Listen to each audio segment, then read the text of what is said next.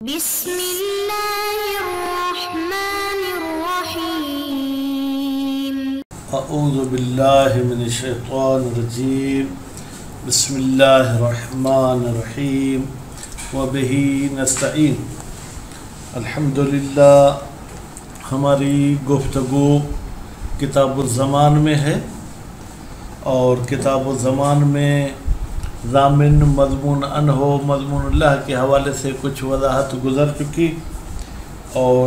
پچھلے درس کے آخری لائن میں انہوں نے کہا تھا کہ یہ عقد ہے تو عقد میں ایجاب اور قبول ہونا چاہیے۔ اب ایجاب کے حوالے سے انہوں نے چند سیغے بتائے کہ یہ سیغے ایجاب کے لیے کافی ہیں۔ آج ایک قول کیل نقل کرتے ہیں، فرماتے ہیں کہ اگر یہ شخص یہ کہے کہ علیہ زمان ہو تو یہ بھی کافی ہے، کیونکہ علیہ دلالت التزامی کے ساتھ دلالت کرتا ہے کہ بھائی دلالت التزامی نہیں بلکہ یہ التزام پہ دلالت کرتا ہے، یعنی میں پابند ہوں کہ میں آپ کو فلاں کے پیسے دے دوں ہو۔ اس کے بعد پھر فرماتے ہیں کہ جناب مستحق یعنی مضمون لہ وہ قبول کرے گا ہو۔ قبول کیسے کرے گا؟ یا تو قبل تو کہے یا کوئی ایسا لفظ کہے جو ایجاب کے مطابق ہو، اور ایک قول کہتا ہے کہ بھائی صرف وہ راضی ہو یہی کافی ہے، رضایت عملی یعنی قول کی کوئی ضرورت نہیں ہے۔ خوب اس کے بعد پھر فرماتے ہیں کہ راضی ہونا کیوں کافی ہے؟ فرماتے اس لیے کہ لوگ جو ہے وہ پیسے کی ادائیگی میں مختلف ہوتے ہیں، بعض ایسے ہیں جو آرام سے پیسے دے دیتے ہیں، بعض ایسے ہیں جو ٹال مٹول کرتے رہتے ہیں، اس لیے اس کا جو ہے کیا ہے وہ راضی ہونا ضروری ہے، لیکن قبولیت کی ضرورت نہیں ہے۔ کیوں؟ ہم شک کرتے ہیں کہ آیا قبول لفظی شرط ہے یا نہیں؟ اصالت العدم کہتی ہے یا اصالت عدم اشتراط کہتی ہے کہ بھائی رضایت لفظی ضروری نہیں۔ لیکن شہید ثانی سے پوچھتے ہیں کہ اے شہید ثانی آپ بتائیں آپ کی نظر میں کیا ضروری ہے؟ تو شہید ثانی فرماتے میری نظر میں قبول لفظی ضروری ہے، اس لیے کہ زمان عقد ہے اور عقد میں ایجاب اور قبول لفظی ہونے چاہیے، وہ بھی عربی میں ہونے چاہیے، متطابق ہونے چاہیے یعنی ایک دوسرے کے مطابق ہونے چاہیے۔ اچھا، اب اگر دوسرے قول کو ہم مان لیں جو کہتا ہے رضایت کافی ہے تو پھر تو اس میں قبول کی ضرورت ہی نہیں، اور اگر قبول کہنا بھی چاہیں تو پھر فوراً ایجاب کے بعد قبول کہنا ضروری نہیں بلکہ بعد میں بھی یہ کرنا چاہے تو قبول کر سکتا ہے۔ اچھا، مضمون انہو کا قبول کرنا ضروری ہے یعنی کہتے نہیں اس کا قبول کرنا ضروری نہیں، البتہ اگر ضامن چاہتا ہے کہ میں جو ضمانت کی صورت میں پیسے ادا کروں اس کا رجوع بھی کروں کس پر؟ مضمون انہو پہ، تو پھر اس کی اذن لینی ضروری ہے۔ اگر وہ اذن دے گا تم میرے ضامن بنو تو اس پر رجوع کیا جا سکتا ہے، اور اگر وہ اذن نہیں دے گا تو پھر رجوع نہیں کیا جا سکتا ہے۔ اس کے بعد پھر فرماتے ہیں کہ ضامن میں ایک اور بھی شرط ہے کہ جناب وہ شخص جو ہے کیا ہے اتنے پیسے رکھتا ہو کہ وہ ضمانت والے پیسے ادا کر سکے۔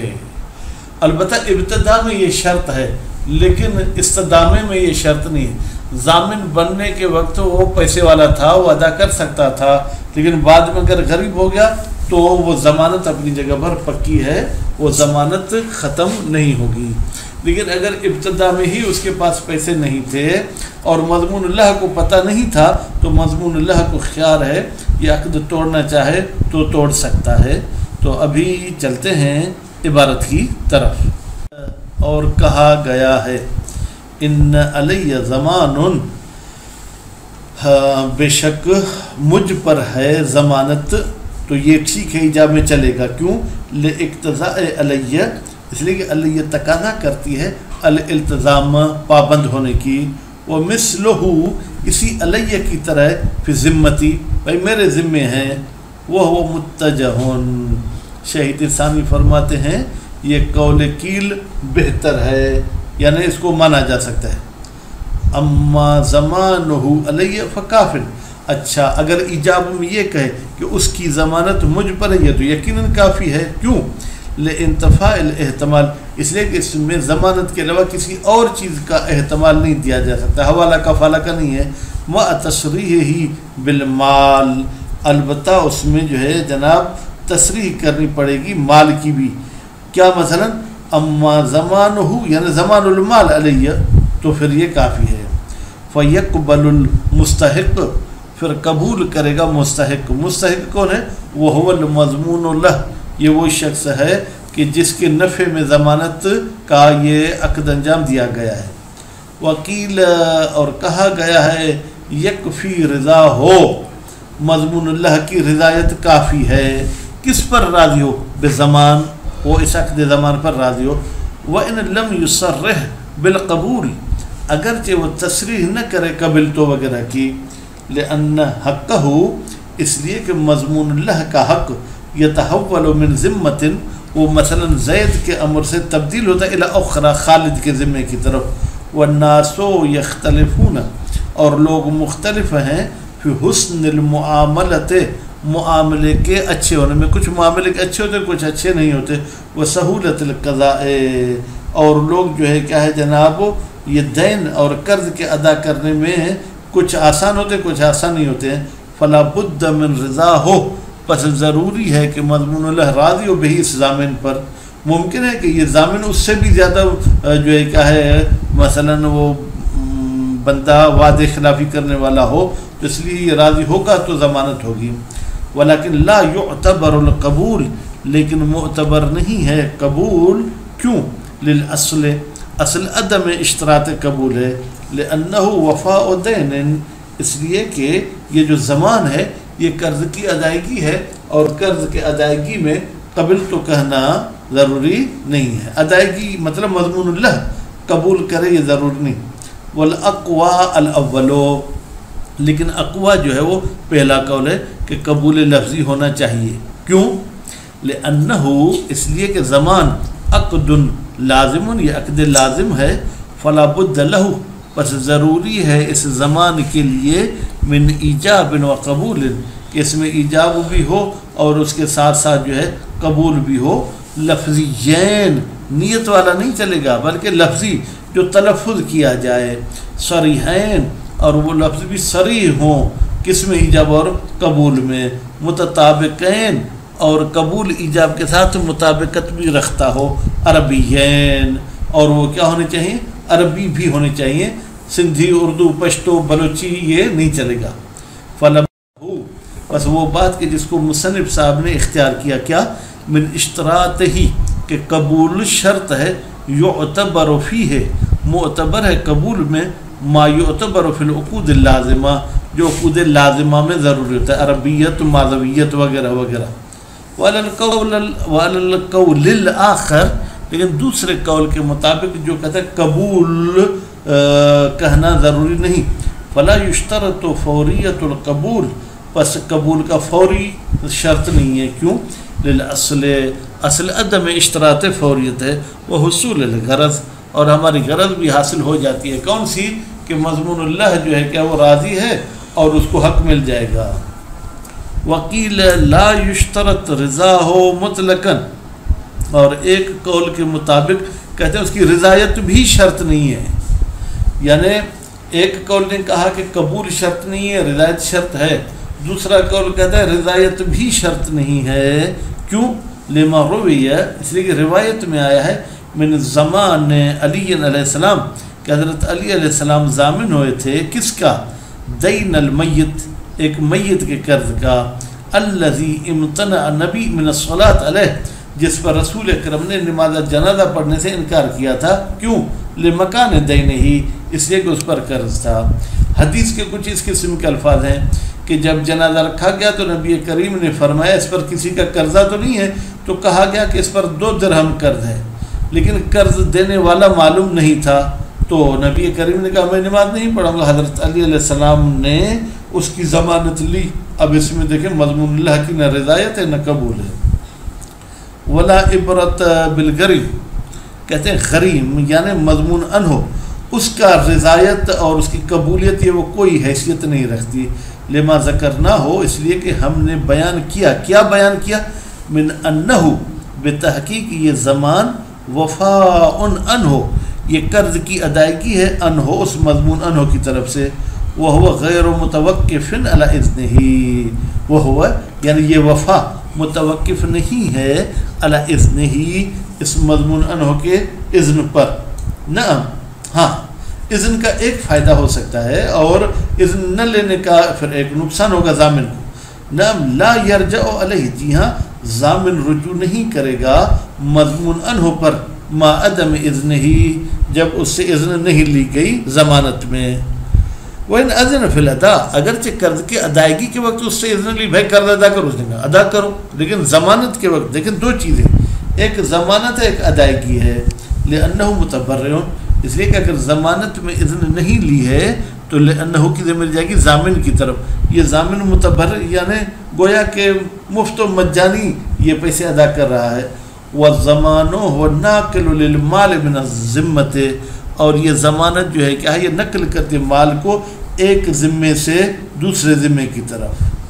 چلیں دوسرے پہلو کی طرف چلتے ہیں، وَلَوْ أَذِنَ لَهُ، لیکن اگر مضمون عنہ نے اذن دی تھی ضامن کو کس بات میں، پھر زمان کہ تم میرے ضامن بنو، تو پھر کیا ہوگا جناب، فرماتے رجع علیہ، یہ ضامن رجوع کرے گا علیہ مضمون عنہ پر، لیکن بأقل الامرین، دونوں چیزوں میں سے جو کم چیز ہے، فرض کریں کہ قرضہ 1 لاکھ تھا اور ضامن نے 80,000 دے کے 20,000 اس سے چھڑا لیے، تو اب ضامن مضمون عنہ پہ 80,000 پہ رجوع کرے گا، اور اگر قرضہ 1 لاکھ تھا، مضمون اللہ نے کہا بھائی 2-3 سال گزر گئے، اب 1 لاکھ کے بدل میں 1 لاکھ یہ وہ، اس کو ضامن 1,10,000 دیے ہیں، تو دین 1 لاکھ تھا، ادائیگی 1,10,000 کی ہوئی، تو بھی یہ 1 لاکھ کا رجوع کرے گا، مما ادا ہو ومن الحق، جو ضامن نے ادا کیا ہے اور حق میں سے جو کم ہوگا اسی کا جو کیا ہے وہ رجوع کرے گا، فإن ادا ازید، اگر ضامن صاحب نے زیادہ ادا کیے من ہو اس دین سے، کان متبرعا بزائد، تو یہ زائد میں جو کیا متبرع ہوگا، ٹھیک ہے، نتیجے میں زائد کا رجوع نہیں کر سکتا، وإن عقل، اور اگر ضامن نے حق سے کم پیسے ادا کیے ہیں، لم یرجع، تو یہ رجوع نہیں کرے گا مضمون عنہ پہ، بغیر ہی اسی عقل کے بغیر، سواء اس کے تزائد عنہ بصلح ام ابراہن، چاہے وہ زائد رقم کم کی گئی ہے ضامن سے صلح کے ذریعے، یا ابراء مضمون اللہ نے اس کو معاف کر دیا تھا، وَلَوْ وَهَبَهُ، اب یہ اسلامی طریقہ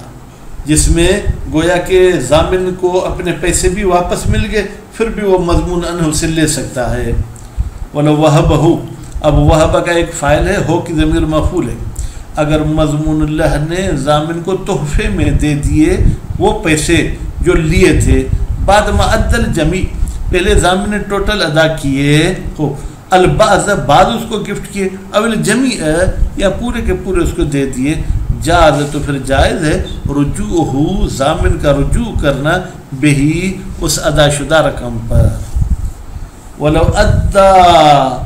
ارزن، اچھا اگر ضامن نے پیسے ادا نہیں کیے بلکہ کوئی سامان دیا ہے، مثلا کوئی بیڈ دیا ہے، کوئی سونے کا سیٹ دیا ہے، رجع باقل الامرین،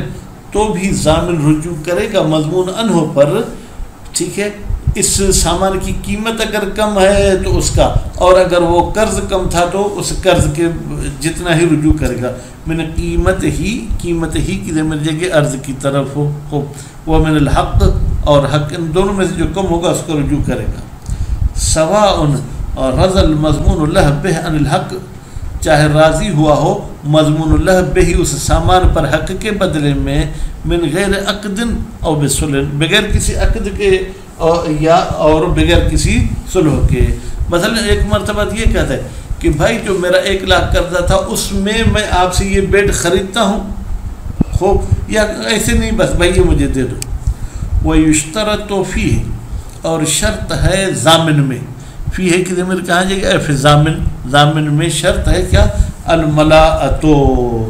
کہ وہ ملاءت رکھتا ہو، ملاءت یعنی قدرت رکھتا ہو پیسے کے ادا کرنے پر، بین یکون مالکن، یعنی ضامن مالک و لما، اس مقدار کا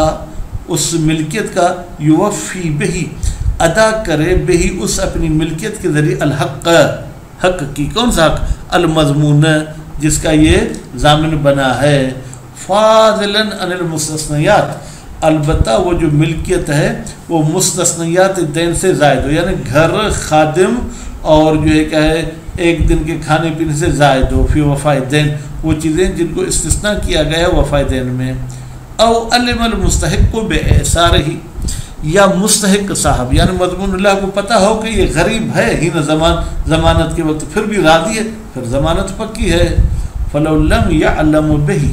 لیکن اگر مضمون اللہ کو علم نہیں تھا اعصار کا حتیٰ ضمن یہاں تک کہ یہ ضامن ہو گیا تخیر المضمون اللہ تو مضمون اللہ کو اختیار ہے فی الفسخ اس عقد کو توڑنا چاہے تو توڑ سکتا ہے وانما تعتبر الملاءة فی الابتداء بتحقیق معتبر ہے اس ضامن کا امیر ہونا یا اتنا مالدار ہونا کہ قرض ادا کر سکے ابتدا میں یہ شرط ہے لل استدامت لیکن ادائیگی وقت تک یہ امیر ہو یہ ضروری نہیں ہے فلو تجدد اعصارہ اگر یہ ضمانت کے وقت پیسے والا تھا ضمانت کے بعد یہ اعصار یعنی غریب ہو گیا بعد ضمانت کے بعد لم یکن لہ الفسخ پھر حق نہیں ہے مضمون اللہ کو عقد کے فسخ کرنے کا کیوں لتحقق کی شرط حالت ہو اس لیے کہ شرط امیری والی موجود تھی حالت ہو جب عقد زمان ہو رہا تھا وَكَمَا لَا يَقْدَحْ تَجَدُّدُ اعصارہ جس طریقے سے غریب ہونا ضمانت کے بعد کوئی قباحت نہیں پہنچا تھا عقد زمان کو فَقَذَا تَعَذُّرُ الْاِسْتِفَاءِ مِنْهُ اسی طریقے سے اگر وہ حق حاصل کرنا متعذر ہو بے وجہ آخر کسی اور وجہ سے مثلا یہ بندہ کوما میں چلا جائے یا یہ بندہ جو ہے کیا ہے ملک چھوڑ کے کہیں اور جگہ چلا جائے تو ایسی صورتحال میں بھی ضمانت پکی ہے مضمون انہو آلات ہے تو آج کے درس کا خلاصہ یہ ہوا کہ زمان عقد ہے اس میں ایجاب تو ہر حال میں ہونا چاہیے لیکن قبولیت کے لیے 3 قول تھے بعض نے کہا کہ قبول لفظی شرط ہے بعض نے کہا رضایت شرط ہے بعض نے کہا کہ نہیں رضایت بھی شرط نہیں ہے صلی اللہ علیہ محمد و آل محمد